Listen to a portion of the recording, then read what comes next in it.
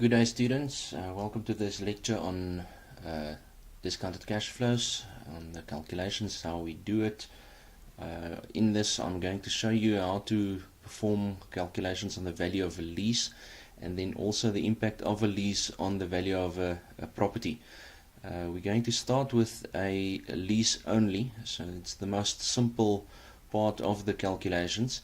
Then we're going to move towards the value of a property with the lease having no escalation, and then to a property where the lease will have escalation. After that, we will look at a property where the lease is above market. So what is the influence of that lease then? And the first leases, we assume the market to move in line with the lease, or the lease in line with the market. Then thereafter we will look at multiple leases. So what will happen when there are more than one lease activated on a property? There are two methods to do that, and we will look at both methods. And then lastly we will look at a long-term lease when the calculations becomes more involved. Alright, so the first one is where we have a lease only. On this screen we have the first year's income to be approximately 1 million rand. On this property we have a capitalization rate of 10%, so the income is 10% of the value of the property, and that gives us 1 million rand first year's income. The total return is 15%, and then due to the relationship between capitalization rates and discount rates, we know that that is the growth rate, the market growth rate, which is 5%. So the escalation on this lease is also assumed to be in line with market growth, which is then 5%. So just to recap, capitalization rate of 10%, market growth of 5%, or escalation of 5% in this instance, gives us a total discount rate of 15%. So in the first year, we have the 1 million rand income as mentioned earlier, and there we have that, the 1 million income. In year 2, as per that equation, you can see that that is E1, or this specific cell, 1 million rand multiplied by 1 plus the growth rate.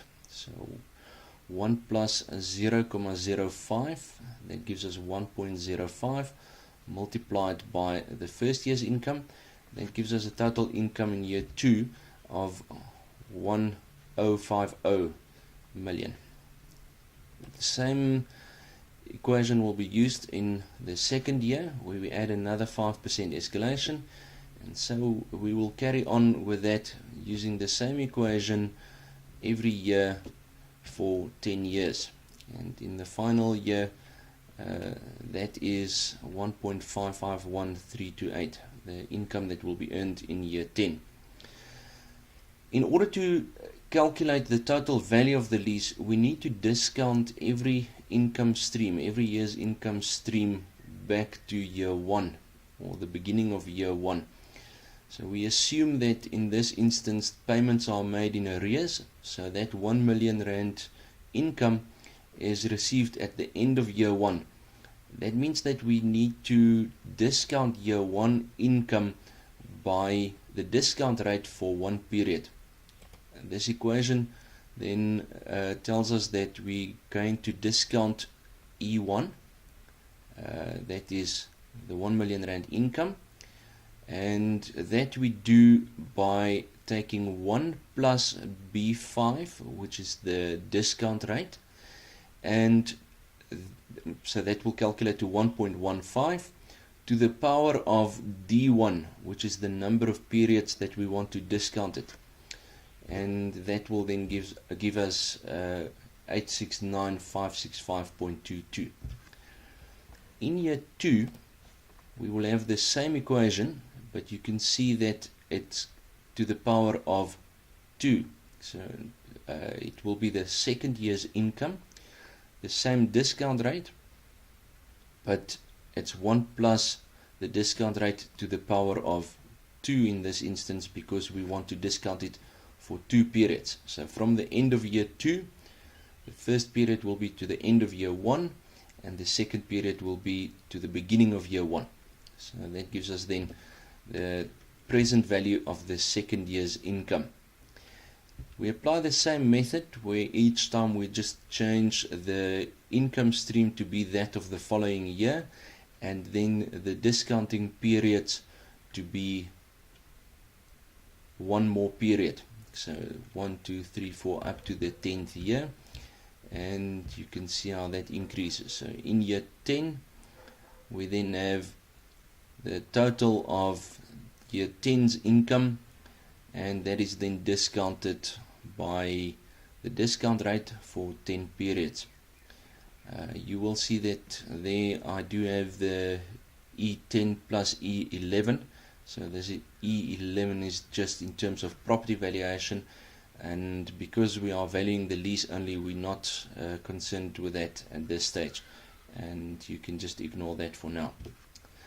So that is the total income stream then in column F, those different income, and that will then add up to the present value of the lease. So in this instance, that is the present value of each income stream over the 10-year life of the lease. And if we then add that, and that is a simple sum equation, the sum of all those individual income streams, that gives us then the total income of the lease, the present value of the lease, or the total value of the lease. Right, so we can see in this that the value of the lease is then 5.973621.60 million, and that is the total value of the lease. So why is there a difference between this value of the lease and the value of the property as stated here in terms of the 10 million rand? The balance is the reversionary value of the property, and we will look at that just after this. So the value of the lease contributes approximately 60% of the value of the property, and the 40% is in the non-contractual income that will happen after the lease has expired. So the question is, what happens when some of these variables change? So let's assume that the cap rate will change or the growth rate will change.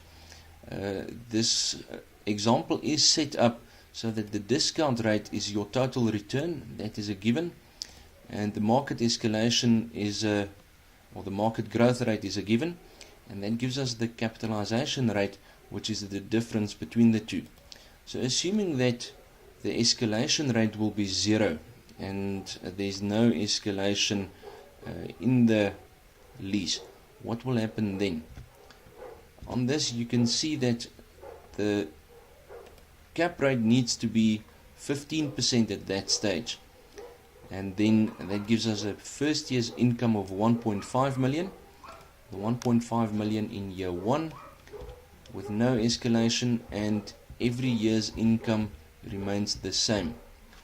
The difference is that the present value of every year's income then changes, and the same equations are being used to calculate that, and the present value of that is then 7528. So immediately the question is, why would the lease then be more valuable than previously? If there's no growth or market growth indicated, then it seems as if it's incorrect to state that that the value of the lease will be more. Why would that then be more in this instance, and why would the cap rate increase or the first year's income increase if there's no escalation? The answer is very simple. The discount rate is the total return that we are expecting on the property. With a 0 escalation, in order to warrant a property value of 10 million, so if we have a property that we want to pay 10 million rand for. We are expecting at least a 1.5 million rand income in the first year, or a total cap rate of 15%. In the previous example or instance, we had the escalation of 5%, so we are satisfied with the lower income at the beginning, and then due to the lower value at the beginning, the lower income at the beginning, with the lower cap rate, we are satisfied that we will receive the income later by way of escalations, and therefore the growth that we expect will make up that difference in order to justify a value of the property of 10 million rand. In this instance, where we have no growth, we expect a higher income at the beginning in order to warrant a payment of 10 million rand for the property, which is then the cap rate of 15%. And that will then result in the present value of these income streams to be slightly higher at the beginning, and with the result that the reversionary value, because the income stream will still remain at 1.5 million into perpetuity, this reversionary value that we will eventually get will be lower, and there's a bigger portion that we expect in the lease in order to warrant the value of the property to be 10 million rand. Okay, if we then look at the value of a property, we mentioned that there's no escalation in this first example, so you can see that still there's no escalation, and as per the example on the lease, there's a 15% discount rate, and then the cap rate is also 15%. The value of the property is 10 million, and we're expecting a first year's income of 1.5 million. So as mentioned, it's 1.5 throughout. Then right at the end of the property's life, we will expect a reversionary value of 10 million rand, which is the 1.5 million income that will be received in year 11. So at the beginning of year 11 we will sell that property, but remember the value of the property is determined by taking the first year's expected income and divide it by the capitalization rate. So we take the expected 1.5 million rand income in the year of the property being sold, so that is at the beginning of year 11, and we then divide it by the capitalization rate of 15%, as you can see here, and that gives us a total value of 10 million rand at which the property can be sold in year 11. So the present value of each income stream is then calculated in the same way as was done for the lease only. The equation is exactly the same. The only difference is that we have in year 11 the situation that we want to discount the reversionary value.